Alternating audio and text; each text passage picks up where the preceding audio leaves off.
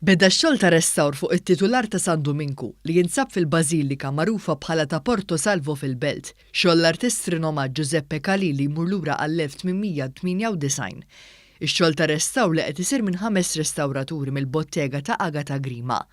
One News tkellem ma' restawratriċi nfisha Agata Grima fejn spjegat ix-xogħol ta' restawr li għaddej fuq il-pittura li tirrappreżenta l-konfrontazzjoni ta' San Dominku mal-eretiċi. Ix-xogħol se jkun jinvolvi primarjarment illi nistudjaw diġà beda l-istudju fuqha u diġà gwadanjajna ħafna informazzjoni.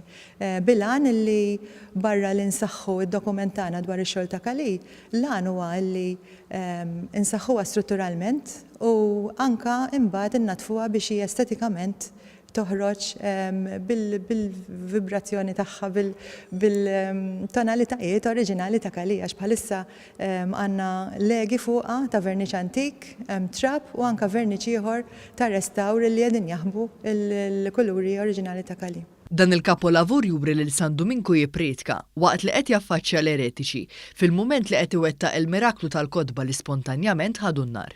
Apparti x-xogħol li qed isir fuq it-titular, għaddej ukoll restawr fuq il-kopla tad-Dumnikani. Il-Pirjol, Patri Michael Camilleri spjega kif inizjattivi bħal dawn qegħdin jagħtu nifs ġdid lill-komunità Dumnikana. Qed tagħti nifs ġdid. Il-Knisja kienet tidher hekk qisha maħmuġa, għandha bżonn tindifa, għandha bżonn nirrestawr, kien hemm ħafna ħsara tidher u dan qed jagħti hekk nifs ġdid anke lill-komunità. Il-post qed jilqa' ħafna iktar b'mod sabiħ lin-nies. Charles Azzopardi, rappreżentant tal-bank, spjega kif inizjattivi ta' din ix-xorta qegħdin iħarsu l-patrimonju Malti. Huwa proġett tal-qalbna ħafna għax fih ġew żvelati diversi affarijiet u nħossu il-blajnuna tagħna patrimonju bħal dan qed jitgawda iktar mill-pubbliku u mill-poplu Malti wawġi.